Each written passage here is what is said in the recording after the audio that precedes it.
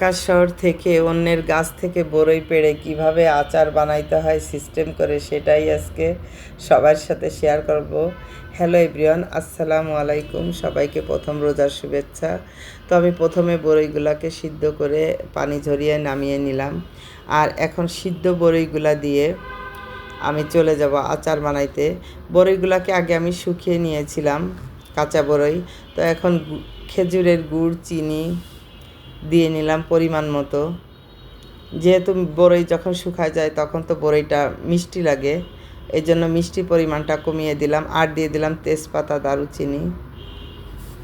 তেজপাতা দারুচিনিটা দিলে অন্যরকম একটা ঘ্রাণ, ফ্লেভার আসে, খেতে ভালো লাগে। এই পর্যায়ে স্বাদের জন্য একটু লবণ দিয়ে নিলাম। তো এটাকে এখন যতক্ষণ না চিনি আর গুড়ের পানিটা বের হয়ে বড়ের ভিতরে ঢুকতেছে ততক্ষণ ঢেকে রাখবো। এখন চলে আসলাম শুকনা মরিচ, পাঁচফোড়ন, এটাকে আমি এখন টেলে নিব। তো এখানে আমি সব কিছু পরিমাণ মতো দিচ্ছি, বেশি দিব না। তো এখন দিয়ে দিচ্ছি আমি ভিনেগার। যেহেতু আচারটা আমি বাহিরে রেখে খাবো, ফ্রিজে রাখবো না, তো ভিনেগারটা দিলে হবে কি আচারটা নষ্ট হবে না। আসলে আচারটা বিভিন্নভাবে বানানো যায়, আমি আজকে এভাবে বানাচ্ছি। এখন দিয়ে দিলাম অল্প কয়েকটা লবঙ্গ। লবঙ্গর সেন্টটাও আমার কাছে খুব ভালো লাগে। এখন এটাকে গুঁড়ো করে নিব, আর কয়েকটা এলাচ দিয়ে দিলাম।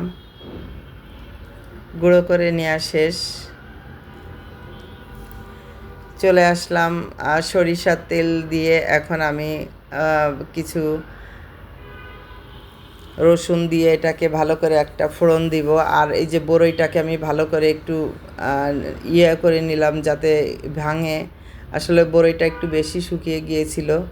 এখন রসুনটা ভালো করে বাদামি রং হয়ে গেলে এখন সেই সরিষার তেল আর রসুন আচারের ভিতর দিয়ে একটা ফোড়ন দিয়ে দিলাম। তো এই পর্যায়ে প্রায় আচারটা হয়ে আসছে। আসলে গাইস, এই বরইয়ের রহস্যটা হচ্ছে আমার হাজব্যান্ড, উনি অফিসে বরই খাচ্ছিল আর আমাকে লোভ লাগাচ্ছিল দেখিয়ে। তা আমি বললাম কোথায় পেলে? বললো এখানে গাছ আছে। তা আমি বললাম আমার জন্য কিছু নিয়ে এসো। তো এত পরিমাণের বরই আনছে, তো চিন্তা করলাম যে এটাকে আমি শুকিয়ে যদি আচার বানাই তাহলে কেমন হবে। তো যে কথা সেই কাজ, আমি বরইগুলোকে শুকায় বরের আচার বানিয়ে ফেললাম। এখন বাজারে গিয়ে সুন্দর দেখে একটা ডিব্বা কিনে নিয়ে আসবো, সেটার মধ্যে রেখে দিব।